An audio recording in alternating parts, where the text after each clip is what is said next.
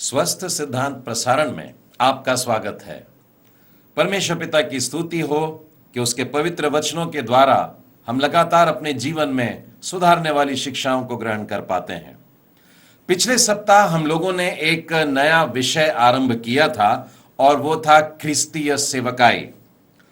प्रियो, परमेश्वर के सभी संतान यानी कि सारे विश्वासी लोग परमेश्वर के द्वारा उसकी सेवा करने के लिए बुलाए गए हैं। ध्यान रहे, प्रत्येक विश्वासी परमेश्वर का सेवक होता है। पहला पतरस और उसके दूसरे अध्याय के चौथे और पांचवें वचन को फिर पढ़ना चाहता हूं। जिसे मनुष्यों ने तो निकम्मा ठहराया, परंतु परमेश्वर के निकट वो चुना हुआ और बहुमूल्य जीविता पत्थर है। तुम भी आप जीवते पत्थरों के समान आत्मिक घर बनते जाते हो। अर्थात हम सब लोगों के लिए हम जीविते पत्थर कहा गया है। बहुत सारे हम लोग। और चौथे वचन में लिखा है प्रभु यीशु एक जीविता पत्थर है और प्रभु यीशु के साथ मिल करके वचन में लिखा है हम आत्मिक घर बनते जाते हैं। एक साथ मिल करके एक मंदिर तैयार हो रहा है, एक घर निर्माण हो रहा है और यह जीवते पत्थरों से मिल करके हो रहा है। सारे विश्वासी लोग मिल करके प्रभु का यह घर बनाते जा रहे हैं, आत्मिक घर बनते जाते हैं। हम लोग वास्तव में याजकों के पवित्र समाज के रूप में देखे जा रहे हैं। वचन में लिखा है जिससे याजकों का पवित्र समाज बनकर ऐसे आत्मिक बलिदान चढ़ाओ जो यीशु मसीह के द्वारा परमेश्वर को ग्राह्य है। प्रियो, हम सब विश्वासी लोग एकत्रित होकर प्रभु यीशु मसीह के साथ मिलकर के एक निवास स्थान को तैयार कर रहे हैं और जो ये आत्मिक निवास स्थान है इसे परमेश्वर की कलीसिया कहा जाता है और यही है जो परमेश्वर का मंदिर है। और अभी जो वचन हमने पढ़ा उसमें लिखा है कि यह याजकों का पवित्र समाज है। और इसमें हम देखते हैं याजकों के पवित्र समाज में कौन कौन है। प्रत्येक जन जो विश्वास करता है प्रभु यीशु मसीह के उद्धारकर्ता होने पर, सभी जन जो परमेश्वर की संतान हैं वे इस पवित्र समाज में शामिल है। और उसी तरह से सभी जो परमेश्वर की कलीसिया के अलग अलग अंग हैं वे इस पवित्र समाज में मिलकर के एक हो जाते हैं। पहला पतरस दूसरे अध्याय के 9वें वचन में आकर के देखिए, तुम एक चुना हुआ वंश हो और राजपदधारी याजकों का समाज और पवित्र लोग और परमेश्वर की निज प्रजा हो, इसीलिए कि जिसने तुम्हें अंधकार में से अपनी अद्भुत ज्योति में बुलाया है उसके गुण प्रकट करो। परमेश्वर ने हमको अंधकार से निकाल लिया, परमेश्वर ने हमको पाप से निकाल लिया, अब अपने उजाले में लेकर के आता है, अपनी शुद्धता में लेकर आता, अपनी पवित्रता में लेकर के आता है। और ये इसलिए है कि हम उसके याजक हो गए हैं, इसलिए है कि हम उसके गुण को प्रकट करें। अर्थात ये चुना हुआ वंश याजकों का समाज है। 5वें वचन और 9वें वचन दोनों को अगर हम एक साथ देखते हैं तो हम यह कह सकते हैं कि परमेश्वर का हर एक बच्चा, परमेश्वर के हर एक संतान जो है वो परमेश्वर के समक्ष याजक बनकर के खड़े हैं। 5वां वचन इन याजकों को एक खास कार्य दे रहा है और वो है परमेश्वर की आराधना करना। और 9वें वचन में इन याजकों को एक दूसरा काम दे रहा है और वो है कि हम परमेश्वर की गवाही दे, उसकी साक्षी दे। अर्थात हम जो याजक हैं हम परमेश्वर की स्तुति करते रहें और उसके सुसमाचार का ऐलान करते रहें।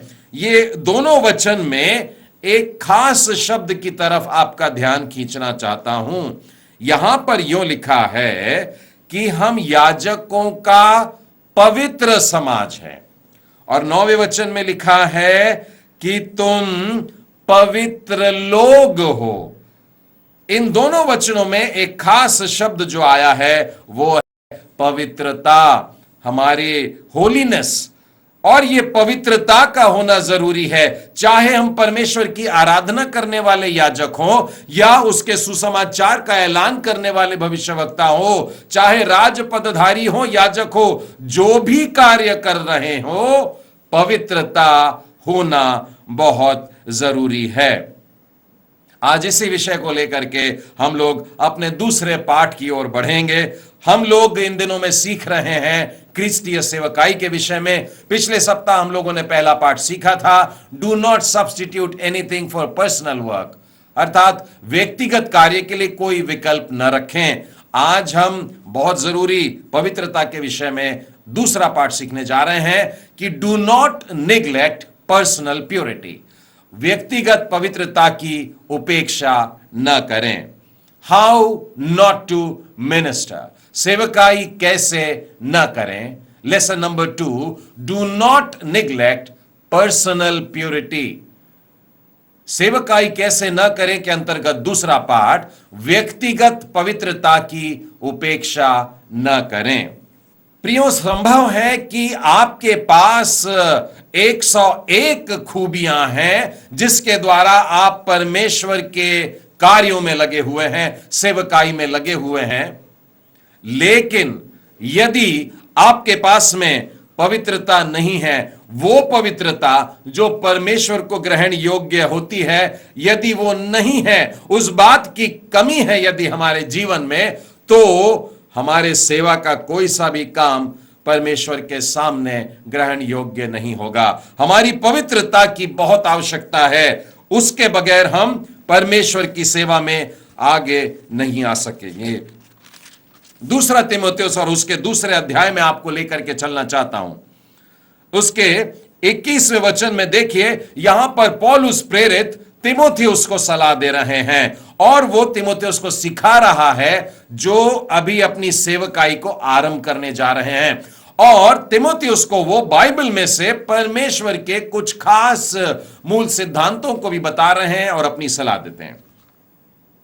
जो कोई अपने आप को इनसे शुद्ध करेगा तब वह आदर का बर्तन और पवित्र ठहरेगा। यहां पर पौलुस प्रेरित कह रहे हैं कि अपने आप को शुद्ध करने की जरूरत है। इस जीवन को वो एक बर्तन के रूप में देख रहे हैं, और एक गंदा बर्तन जो है, मैला बर्तन जो है, जिसमें मानो कीचड़ लगा है, कोई खाने पकाने के लिए इस्तेमाल में नहीं करेगा, पानी पीने के लिए इस्तेमाल नहीं करेगा। इस बर्तन का पहले साफ सुथरा होना जरूरी है। और लिखा, यदि कोई अपने आप को इनसे शुद्ध करेगा तब वह आदर का बर्तन और पवित्र ठहरेगा और स्वामी के काम आएगा और हर भले काम के लिए तैयार होगा। सेवकाई के लिए तैयार रहने के लिए जो चीज आवश्यकता है हमारे जीवन में, वो है पवित्रता। पवित्रता का हम में होना बेहद जरूरी है, उसके बाद ही सेवकाई शुरू होती है।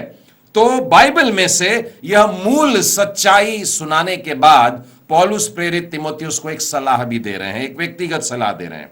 22वें वचन में लिखा है, जवानी की अभिलाषाओं से भाग और जो शुद्ध मन से प्रभु का नाम लेते हैं उनके साथ धर्म और विश्वास और प्रेम और मेल मिलाप का पीछा कर। यहां पर फिर एक बार ध्यान दीजिएगा, शुद्ध मन से जो प्रभु की सेवा में लगे हैं, ऐसे लोगों के साथ में संगति करने के लिए कह रहा है। प्रियो, बेहद जरूरी है ये 21वें और 22वें वचन को, दोनों की बातों को लेकर के, यदि आप परमेश्वर की सेवकाई के लिए बुलाए गए हैं, आप परमेश्वर की सेवक में लगे हुए हैं, इस सेवा कार्य में बहुत जरूरी है कि आप पहले पवित्र बने, शुद्ध बने, और इस बात को बनाए रखिए अपने सेवकाई के दौरान भी। पुराने नियम में मैं देखता हूं कि परमेश्वर के जितने भी सेवक हुए हैं, परमेश्वर ने बिल्कुल यही मिसाल रखा, यही पैटर्न रहा है। पुराने नियम में जब भी कोई सेवकाई के लिए आता है, परमेश्वर पहले उसको शुद्ध करता है। मैं आपको पुराने नियम में निर्गमन की पुस्तक में लेकर के चलता हूं। उसके 3 अध्याय में परमेश्वर मूसा को मिस्र भेजने के पहले, देखिए पर्वत पर क्या बात होती है। मूसा ने एक जलती हुई झाड़ी को देखा और इसलिए कि वो राख नहीं हो रही है, मूसा पास जाने लगा। तब उस झाड़ी में से, उस जलती झाड़ी में से एक आवाज सुनाई देती है और उससे कहती है, इधर पास में मत आ। और वो ठिठक करके रुक जाता है और उस आवाज को ध्यान से सुनता है। उस आवाज ने मूसा से कहा, अपने पांवों की जूतियां उतार दे, क्योंकि जिस स्थान पर तू खड़ा है वो पवित्र है। परमेश्वर ने मूसा से कहा कि वो अपने पांव की जूतियों को उतार दे। बात केवल पांव की जूतियों की नहीं थी, परंतु वास्तव में शुद्ध करने की थी, क्योंकि परमेश्वर कह रहा है पवित्र स्थान है, यहां अपवित्रता नहीं चलेगी। सेवकाई के काम से तुझको भेज रहा हूं, अब तुझको पवित्र होने की जरूरत है। और यह वाक्य कहने के बाद में परमेश्वर उसको काम बताते हैं और कहते हैं, इसीलिए मैं तुझे फिरौन के पास भेजता हूं कि तू मेरी इजरायली प्रजा को मिस्र में से निकाल कर लेकर आए। पहले शुद्ध किया गया, पहले पवित्रकरण हुआ और उसके बाद में सेवकाई का काम परमेश्वर सौंपता है। उसी तरह से मैं आपको दूसरा उदाहरण बताना चाहता हूं। यशायाह नबी की पुस्तक में आइए और उसके 6वें अध्याय में यहां पर सेवा के लिए यशायाह को बुलाहट हो रही है और इस दर्शन में वो स्वर्ग में अपने आप को देख रहा है और वहां पर दूत परमेश्वर की स्तुति कर रहे हैं, पुकार पुकार के कह रहे हैं, पवित्र पवित्र पवित्र सेनाओं का यहोवा या परमेश्वर, सारी पृथ्वी जिसके विभव से परिपूर्ण है। और इस समय यशायाह को अपने आप पर बड़ा रोना आ जाता है और वो पश्चातापी हृदय से पुकारने लगता है। वो कहता है, मैं अशुद्ध होंठ वाला मनुष्य हूं, अशुद्ध होंठ वाले लोगों के बीच में रहता हूं, मैं पापी हूं। इस प्रकार से उसकी दुआ चल रही है और लिखा है, तब एक साराप जो होता है, स्वर्गदूत जो होता है, हाथ में अंगारा लेकर आता है, वो भी वेदी के पास से उठाता है, चिमटे से उठा करके लाता है और बाइबल में लिखा है उसके ओठों को छू देता है और तब कहता है, देख इसने तेरे ओठों को छू लिया है, इसीलिए तेरा अधर्म दूर हुआ और तेरे पाप क्षमा किए गए। यशायाह नबी उसकी सेवकाई की बुलाहट के पहले परमेश्वर ने उसको शुद्ध किया, उसको पवित्र किया, उसके पापों से उसको धो करके साफ सुथरा किया और फिर उसके बाद में परमेश्वर ने पूछा, मैं किसको भेजूं, मेरी ओर से कौन जाएगा? और तब यशायाह कहता है, मैं यहां हूं, मुझे भेज। इससे पहले, शुद्ध होने से पहले कह रहा था, मैं नहीं कर सकता, मैं पापी मनुष्य हूं, मैं अशुद्ध होंठ वाला मनुष्य हूं। लेकिन जब शुद्ध हो गया, जब परमेश्वर ने उसको पवित्र कर दिया, उसके ओंठों को छू लिया, उसके ओंठों को पवित्र कर दिया, तब अब वो कहता है, हे प्रभु जी, मैं यहां पर हूं, मुझे भेज, मैं जाऊंगा। अर्थात पहले पवित्र होना है और उसके बाद में सेवा कार्य में हम लोग जा सकते हैं। यदि आप इन दोनों उदाहरणों की तुलना करेंगे, मूसा और यशायाह नबी को देखें, तो एक बड़ी रोचक बात आपको नजर आएगी कि मूसा को जब परमेश्वर ने शुद्ध किया तो उसके पांवों की बात किया, क्योंकि परमेश्वर उसे भेजना चाह रहा था, फिरौन के पास जाना था, मिस्र देश जाना था, उसके पांवों की शुद्धता की बात किया। लेकिन जब यशायाह नबी की बात आती है तो उसके ओंठों को लेकर के उसने शुद्धता की बात की, क्योंकि परमेश्वर उससे कहता है, तुझे वो बोलना होगा जो मैं कहता हूं। तो ये दोनों भी कार्य सेवकाई के हैं, लेकिन जरूरी बात ध्यान रखिएगा, सेवकाई से पूर्व शुद्धता जरूरी है, हमारा पवित्र होना बहुत जरूरी है। और एक उदाहरण यिर्मयाह नबी से भी मैं बताना चाहूंगा, ये और भी रोचक है। यिर्मयाह नबी की पुस्तक और उसके पहले अध्याय में 5वें वचन के आगे देखिए क्या लिखा है, गर्भ में रचने से पहले मैंने तुझ पर चित्त लगाया, तुझको शुद्ध किया है, और तेरे उत्पन्न होने से भी पहले मैंने तेरा अभिषेक कर दिया है। और उसके बाद में अगर आप पढ़ेंगे तो आप जानेंगे कि परमेश्वर उसको चुन रहा है, अपने कार्य के लिए चुन रहा है। यहां पर आप इस बात का भी अंदाज लगा सकते हैं कि सेवा कार्य के पहले शुद्धिकरण का होना कितना आवश्यक है कि परमेश्वर ने जन्म से पहले माता के गर्भ में ही जब वो है तभी उसको शुद्ध कर दिया और तभी उसका अभिषेक कर दिया है। प्रियो जो सेवकाई में लगे हुए हैं, मैं फिर एक बार उनसे कहना चाहूंगा, आज का पाठ हमको सिखा रहा है, do not neglect personal purity, व्यक्तिगत पवित्रता की उपेक्षा न करें। ये तो कुछ उदाहरण हम लोगों ने देखे जो भविष्यवक्ताओं के हैं, और अब हम ऐसे भी कुछ उदाहरण देखेंगे जो याजकों के हैं। भविष्यवक्ता वे लोग होते हैं जो परमेश्वर की ओर से बोलते हैं, लोगों से बोलते हैं कि परमेश्वर ने यूं कहा है, और याजक लोग जो होते हैं वे परमेश्वर से बात करते हैं, अर्थात प्रजा की बातें लेकर के वे परमेश्वर के सम्मुख रखते हैं। मैं फिर एक बार आपको निर्गमन की पुस्तक में ले चलता हूं, उसके 28वें अध्याय में आइए, मूसा के भाई हारून से मिलते हैं। 28वें अध्याय के दूसरे वचन में यूं लिखा है, और तू अपने भाई हारून के लिए वैभव और शोभा के निमित्त पवित्र वस्त्र बनवाना। इसीलिए कि हारून जो तेरा भाई है, जो याजक है, उसको शोभा और वैभव से ढांकना होगा, इसके लिए तू उसको पवित्र वस्त्र पहना। तीसरे वचन में लिखा है, और जितनों के हृदय में बुद्धि है, जिनको मैंने बुद्धि देने वाली आत्मा से परिपूर्ण किया, उनको तू हारून के वस्त्र बनाने की आज्ञा दे कि वह मेरे निमित्त याजक का काम करने के लिए पवित्र रहे। हारून को पहले पवित्र किया जा रहा है, बाद में परमेश्वर बोल रहा है तब वो मेरी सेवा करने पाएगा। और उसके वस्त्र बनाने के लिए भी चुने हुए लोगों को ही चुना है। उसने पवित्र लोगों से कहा है कि हारून के लिए पवित्र कपड़े बनाने का है, क्योंकि वो मेरी सेवा करेगा। अर्थात पहले शुद्धिकरण है और उसके बाद में याजक का कार्य शुरू होता है। हारून बाद में कार्य किया। यहां पर एक शब्द की तरफ ध्यान खींचना चाहूंगा। परमेश्वर के इस वचन में लिखा है, वैभव और शोभा के निमित्त पवित्र वस्त्र बनवाना। वास्तव में वैभव और शोभा आने से पवित्रता उत्पन्न नहीं होती है, हां, परंतु पवित्रता के आ जाने से, हमारे अंदर शुद्धता के आ जाने से वैभव और शोभा दिखाई देती है। एक और उदाहरण मैं आप लोगों को बताना चाहता हूं, जो कि यहोशू महायाजक के बारे में है, जो हमको मिलता है जकरिया नबी की पुस्तक में।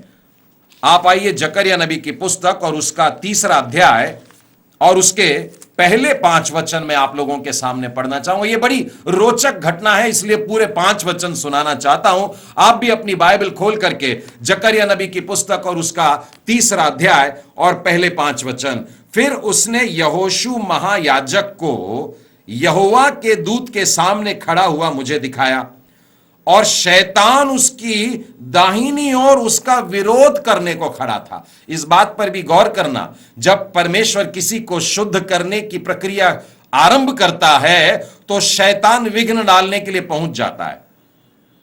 तब यहोवा ने शैतान से कहा, हे शैतान, यहोवा तुझको घुड़के, यहोवा जो यरूशलेम को अपना लेता है वही तुझे घुड़के, क्या यह आग से निकाली हुई लुकटी सी नहीं? उस समय यहोशू तो दूत के सामने मैला वस्त्र पहने खड़ा था, मैला वस्त्र, गंदे वस्त्र में खड़ा था। तब दूत ने उनसे जो सामने खड़े थे कहा, इसके ये मैले वस्त्र उतारो। फिर उसने उससे कहा, देख, मैंने तेरा अधर्म दूर किया है और मैं तुझे सुंदर वस्त्र पहना देता हूं। तब मैंने कहा, इसके सिर पर एक शुद्ध पगड़ी रखी जाए, अतः उन्होंने उसके सिर पर याजक के योग्य शुद्ध पगड़ी रखी और उसको जो वस्त्र पहनाए। उस समय यहोवा का दूत पास खड़ा रहा। ध्यान दीजिए, महायाजक है, उसने मैले वस्त्र पहने हैं और परमेश्वर उसके मैले वस्त्रों को उतरवाता है, उसको नए वाले सुंदर वस्त्र पहनाता है और उसके बाद में उसको सिर पर पगड़ी देता है।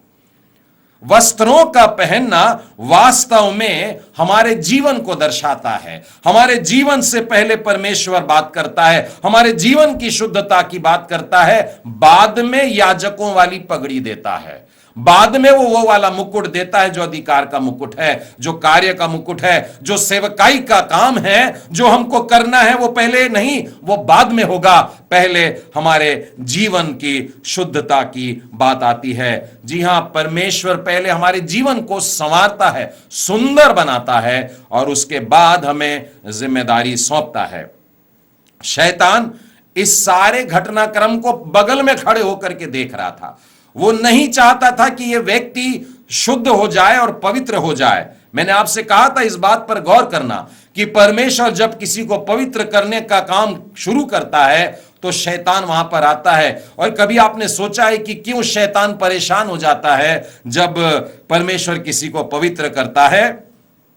प्रियो, इसका एक उत्तर यह है कि परमेश्वर का वो सेवक जो पवित्र है, परमेश्वर के हाथ में एक शस्त्र है, भयानक शस्त्र है जिससे शैतान डरता है।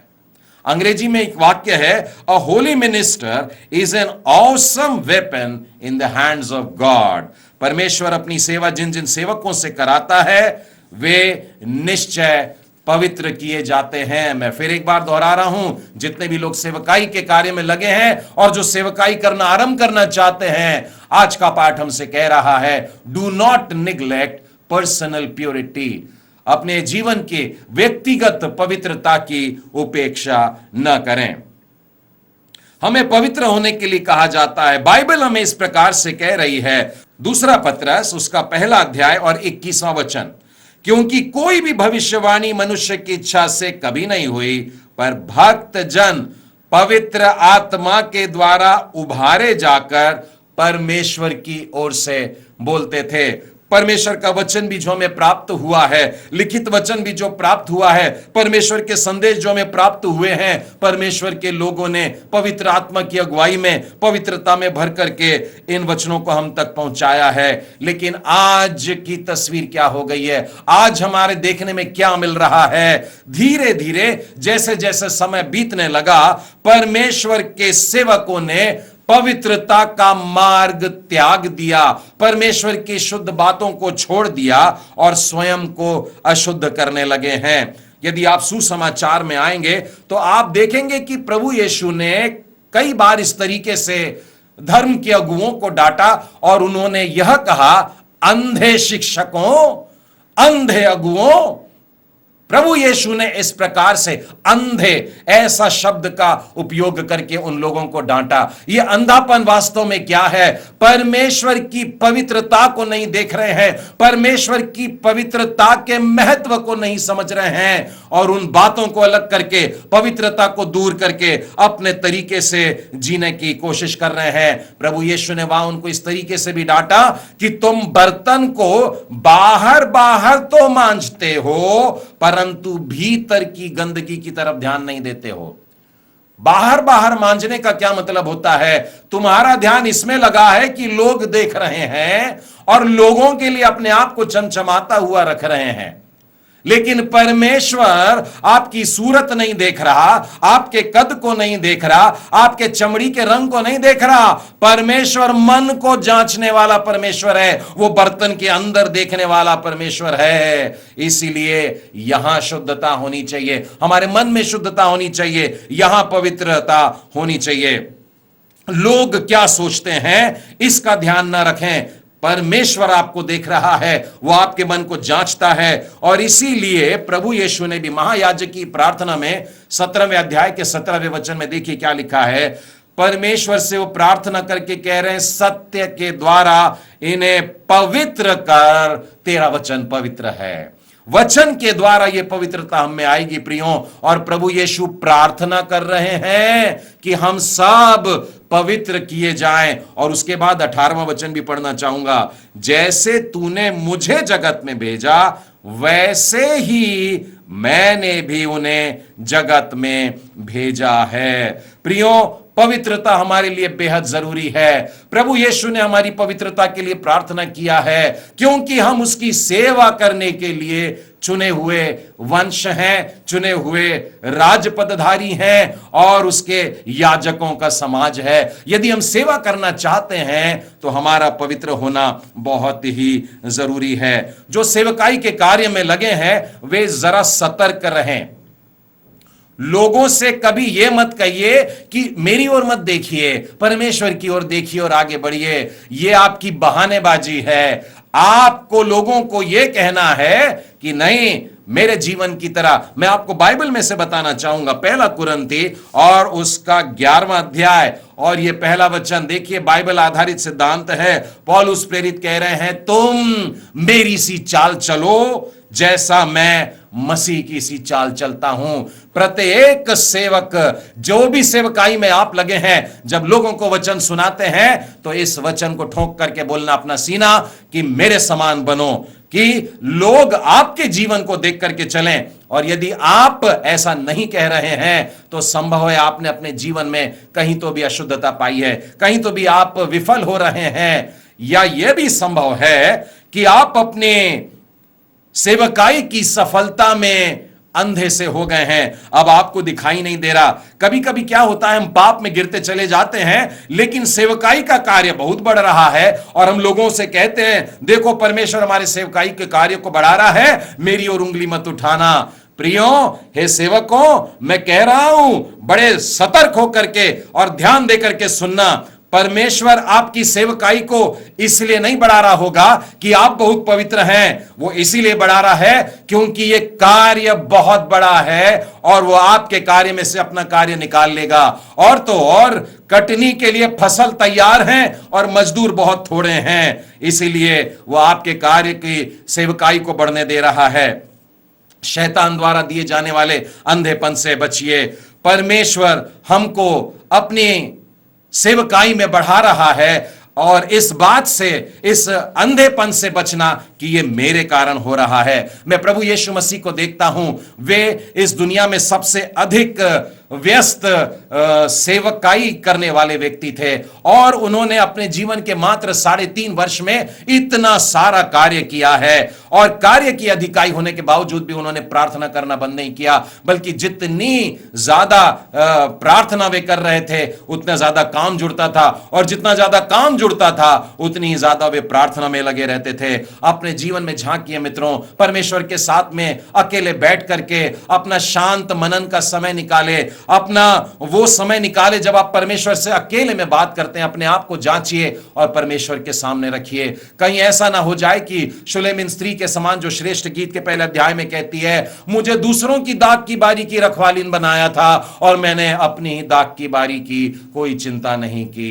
प्रियो, अपने अपने जीवन में झांकिए और उसे शुद्ध करना होगा। प्रत्येक सेवक से फिर से एक बार कह रहा हूं, हाउ नॉट टू मिनिस्टर, सेवकाई कैसे ना करें। Do not neglect personal purity, व्यक्तिगत पवित्रता की उपेक्षा न करें। परमेश्वर पिता आप सबों को आशीष दे।